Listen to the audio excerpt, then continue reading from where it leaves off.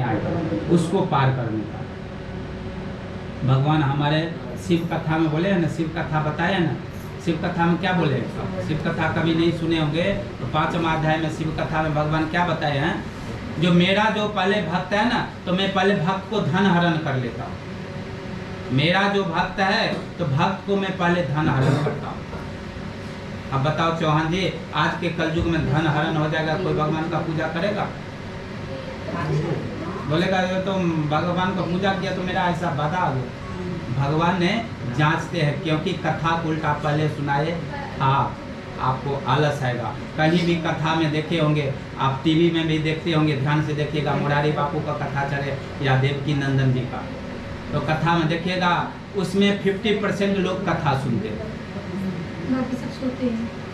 बाकी आधा जो है वो सोएंगे, ऐसे ऐसे झपकी आएगा, नींद आएगी। उसके बाद बाकी वार्तालाप करेंगे, कहा हो बहनी बहुत दिन पर दिखा देंगे, यहाँ कहा हो, हाँ पंचायत चालू होगा, तुम्हारा पति क्या करत होगा, अरे सरिया कौन सा दुकान से लेंगे, अब वहाँ पे चालू हो जाएगा। अरे सारी आप बाद में पूछ सकते हैं कौन सी दुकान से ले, तो कथा तो सुनो, कथा में आया हमारे शास्त्री बोलते हैं वहाँ पे आलस थाक यानी पाप गिर जाता है,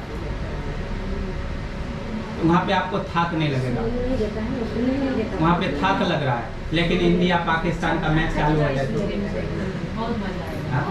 पूरा अखा रात लोग जग करके इंडिया पाकिस्तान का मैच, वो भी गोली मारो। कहीं पे डीजे बज रहा है, डीजे में किसी को देखे सोते हुए, जिसको भी नहीं नाचने का मन होता है वो भी डांस। मैडम लोग वो भोजन बनाते रहते हैं, वो भी बालकोनी खोल लेता है, देख लो कैसा डांस, थोड़ा चूल्हा बंद कर देते हैं रोटी पकाने, अभी यहाँ का जुलूस निकल जाए उसके बाद करो। क्यों भैया, उसमें आपको क्यों नहीं आलस आता है? उसमें तो आपको आलस नहीं आता है। आप कथा में 10 आदमी को आमंत्रण करें तो आपको नहीं आएगा, कोई बोलेगा मैं रोटी बना लेता हूँ, मेरे पति आ रहा है उसका टिफिन दे देता हूँ, मैं किचन साफ कर लेता हूँ बर्तन, तब जाऊँगा कथा में। लेकिन आप डांस प्रोग्राम रख दो, आप देखो बगैर पब्लिक वैसे आ जाएगा। तो हमारे कलयुग का भाव है, सब कथा सुनते हैं, सब व्यक्ति जानते हैं, तो जानबूझ को संग्रह करते हैं, और जानबूझ का जो संग्रह करेंगे तो उसको पश्चाताप भोगना ही पड़ेगा, क्योंकि ये मृत लोक है। ये मृत लोक किसी को नहीं छोड़ा है। भगवान क्यों नहीं अवतार ले? अगर भगवान भी अगर सत्य कर्म न किए तो उनको भी भोगना पड़ता है, जो हम आप बोलते हैं ग्रहण लग गया, भगवान को ग्रहण लग गया। अब बताओ भगवान को ग्रहण लग गया, क्यों ग्रहण लगा?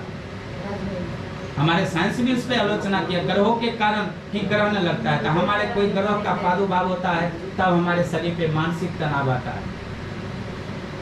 हमारे ज्वर बुखार जो है ना, वो भी एक प्रकार का भूत है, ग्रह है, भगवान बताया। इसके लिए कथा जो बताया है इस प्रकार होना चाहिए, जो ही हो तो श्रद्धा से हो। भगवान बोलते हैं मैं भाव से प्रेरित हो। भगवान कहाँ खाते हैं? इतना मिष्ठान लाए खाए, अगर खाने लगे तो कोई कलयुग में करेगा, बोलेगा सब भगवान तो खा जाते हैं। भगवान सिर्फ भाव के भूखे, श्रद्धा के भूखे। आप किस मेहनत, किस पसीने की कमाई से आज ये फल फूल मिष्ठान लाए हैं, उसी के भूखे हैं। इसके लिए भगवान बताए पहले श्रद्धा हो, दूसरा सब्र, उतावल नहीं होने का। अगर कोई कार्य में उतावल होंगे, गुस्सा गुस्सी कर लेंगे तो कार्य अधूरा हो जाएगा, ये ध्यान रखना। इसके लिए गुस्सा तो बिल्कुल परित्याग कर देंगे। गुस्सा तो रखने, क्या चीज़ का गुस्सा कर देंगे? कौन सा वस्तु को गुस्सा कर देंगे? गुस्सा को परित्याग कर देंगे। और तीसरा मेहनत, हम काम करेंगे तो हमको फल मिलेगा ही, भगवान अवश्य देंगे।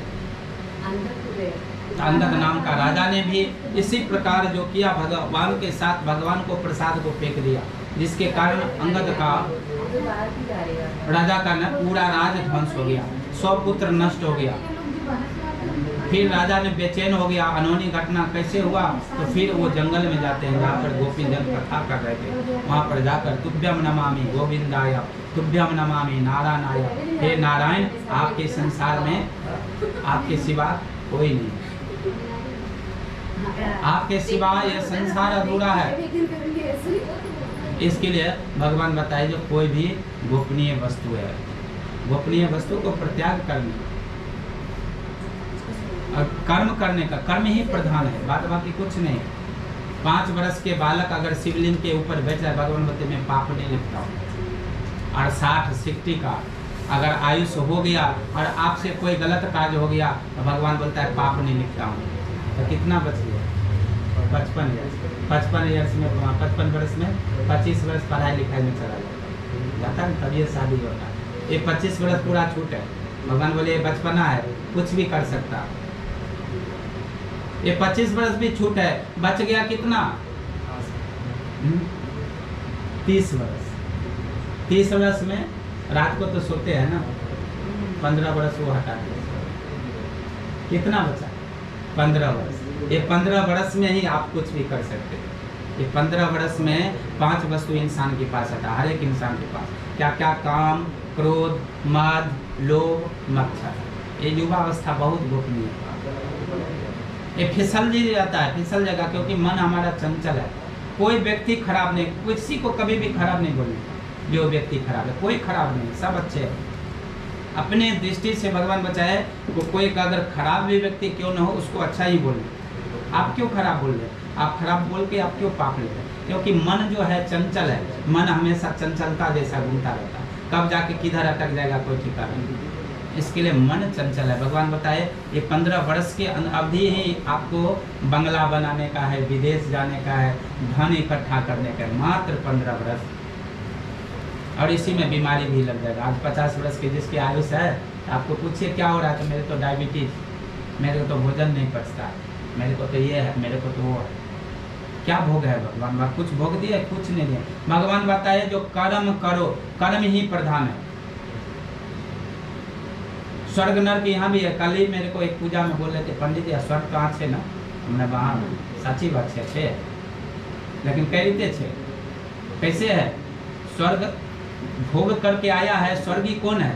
तो स्वर्गी वो है जो 3 साल पहले देखे होंगे अंबानी के घर में जो बच्चे जन्म लिया था ना, तो हमारे मोदी जी आए थे पलना झुलाने के लिए, और अमिताभ बच्चन से लेकर सब डायरेक्टर लोग खड़ा थे।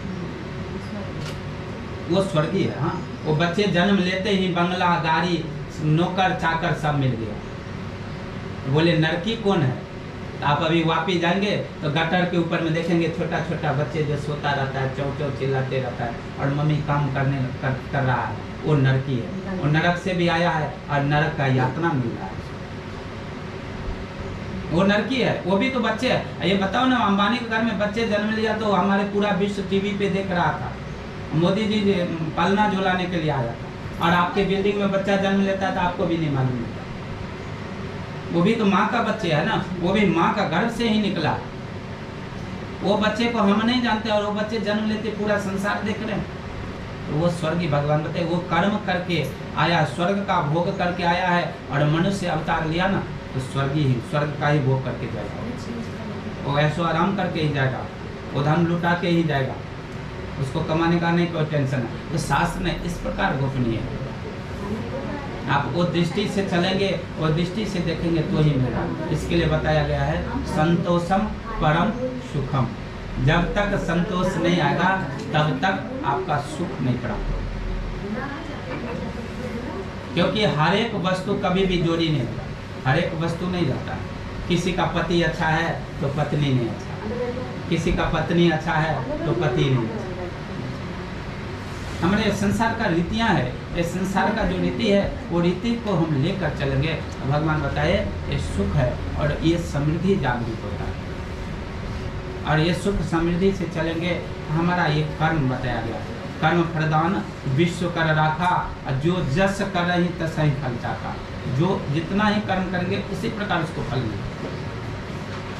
इसके भगवान बताए कभी भी मन को दुखी नहीं करने का, मन बहुत चंचल है, उसको सुखी देने का। और एक वस्तुवार ने भगवान कथा में बहुत सुंदर बताया गया, भागवत कथा में श्री कृष्ण ने अर्जुन को बोला है जो कोई व्यक्ति मरता नहीं। आप लोग बोलते हैं ना मर जाता है, फलाना ने मर गया। भगवान बताए जो आत्मा कभी नहीं मरता है, ना आत्मा कटने से कटता है, न जलने से जलता है, न मरने से मरता है। आत्मा, भगवान ने अर्जुन को बताए जो आत्मा तो परमात्मा है, वो हमारे दाहिने कलेजे में है बसा हुआ। हर एक जीव का आत्मा मेरे दाहिने कलेजे में आ जाता है, उसको कुछ नहीं होता है। तो बोले ये दुख सुख किसको लगता है, मीठा तीखा किसको लगता है? तो ये जीव को, एक अंगुष्ठा का जीव है, जो फक फक फक फक हम जो श्वास छोड़ रहे हैं, ले रहे हैं, ये जीव है। ये जीव ही को रस मिलता है, यही जीव जो है आनंद लेता है, यही जीव को दुख और सुख मिलता है। इसके लिए हे अर्जुन, कोई नहीं मरता है और सब मरा हुआ है, भीष्म पितामह से लेकर सब मृत्यु है। आप किसके लिए क्षोभ कर रहे हैं, किसके लिए दुख कर रहे हैं? इसके लिए भगवान बताए कथाओं को सार में जाएंगे, जब कथा सुनेंगे तो ज्ञान प्राप्त होगा। जब ज्ञान आएगा तो ऑटोमेटिक आपका जो है आप लाइन बदल जाएंगे। इसके लिए शास्त्र जो बताया गया है, हर एक वस्तु गोपनीय है और गोपनीय वस्तुओं को कभी भी परित्याग नहीं करना चाहिए, उसमें सीखना चाहिए ये वस्तु में क्या बताएगा। तो 5वां अध्याय में इतने पे विराम लेता हूँ, क्योंकि आपका हल्दी का ये सब है और लेखनी हो रहा है। तो 5वां अध्याय इतने पर मैंने विराम कर रहा हूँ। तो 5वां अध्याय, अंगद नाम का राजा आगे जन्म में दशरथ जी हुए, जो रंगनाथ जी की सेवा करके मोक्ष का प्राप्त हुआ।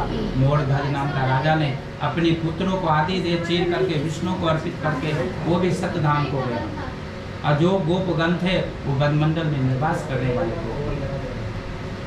तो 5वां अध्याय यही बताया गया। भगवान बताए जो हर एक पूर्णमासी पे हर एक घर में सत्यनारायण की कथा होना चाहिए। अगर हर एक पूर्णम में न हो तो 3 महीना में बताया गया है। 3 महीना में न कर सके तो 6 महीना में, 6 महीना में न कर सके तो 9वां महीना में, अगर 9वां महीना में भी न कर सके तो साल में 1 बार अवश्य करें।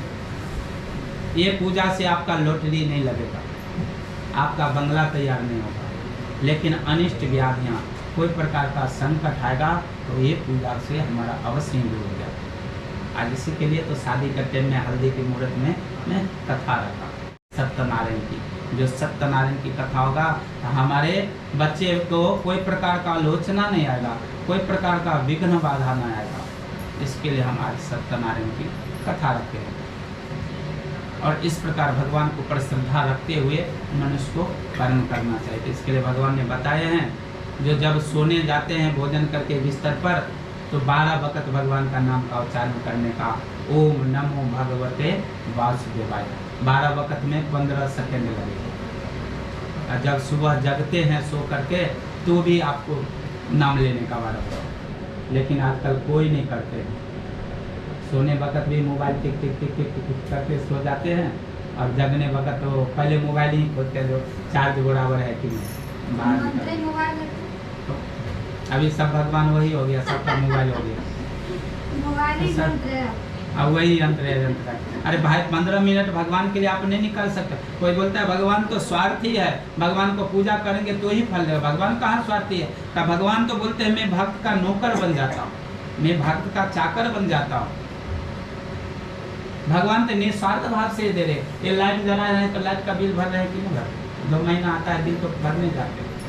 भगवान इतना सूर्य का प्रकाश दिया, कभी बिल मांगने आते हैं क्या? सब कुछ तो दे रहे हैं।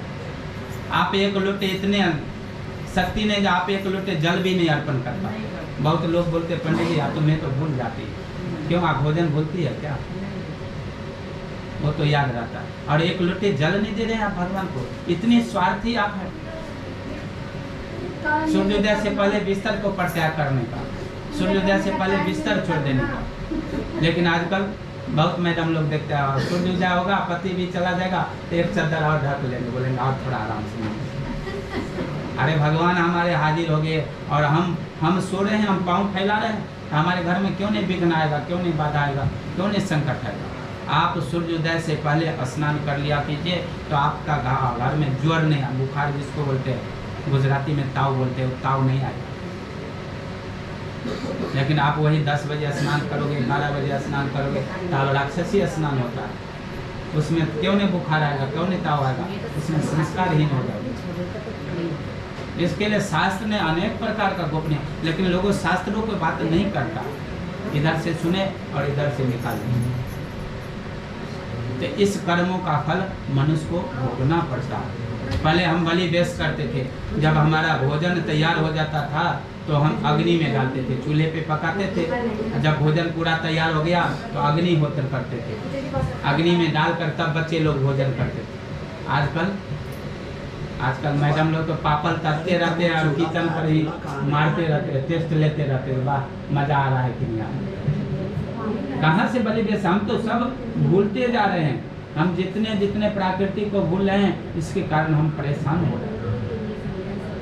पहले साठा तो पाठा, 60 वर्ष का होता था तो बोलता जवानी आता था, वो क्या बोलते हैं, पहले खंभा होता था ना लकड़ा, उसमें धक्का मारते। आज तो एक थप्पड़ मार देगा तो आदमी जमीन पकड़ लेगा। किसके पास शक्ति है? तो शास्त्र ने, लोग ने, क्योंकि हम अपने पुराने प्रथाओं को भूलते जा रहे हैं, पुराने इतिहास को छोड़ते जा रहे हैं, इसके कारण मानव तकलीफ में आते हैं। आ गया फैशन, और जितने फैशन करेंगे उतने चर्म रोग होता है।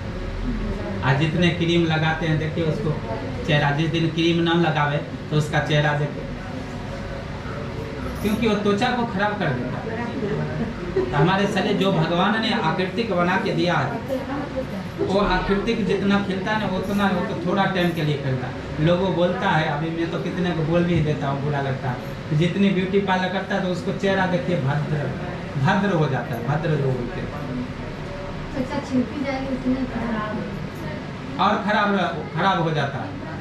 आजकल तो आँख में क्या ये सब लगा देता है और दूसरे ढंग का लगता है। कितनी देखने में अच्छे, आज स्टेज पर आया तो ऐसे ही लग रहा तो सब बदल जाता है। तो इसके लिए हमारा शास्त्र जो है सत्य है। अगर सत्य की ओर आप जाएंगे, आप देखेंगे, सोचेंगे, तो इसके लिए भगवान बोले हैं भक्तों भगवान का स्मरण अवश्य करना।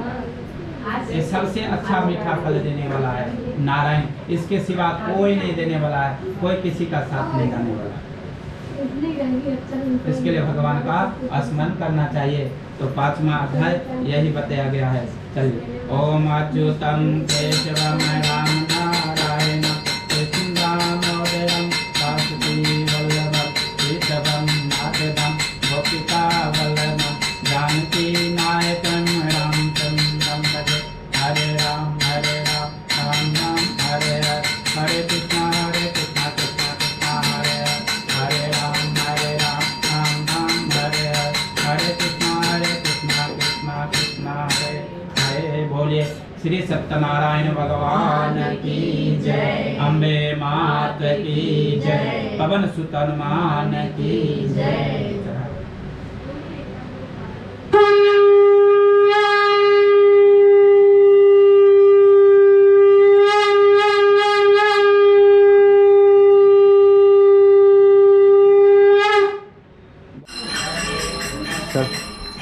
ले जाओ वीडियो लिया।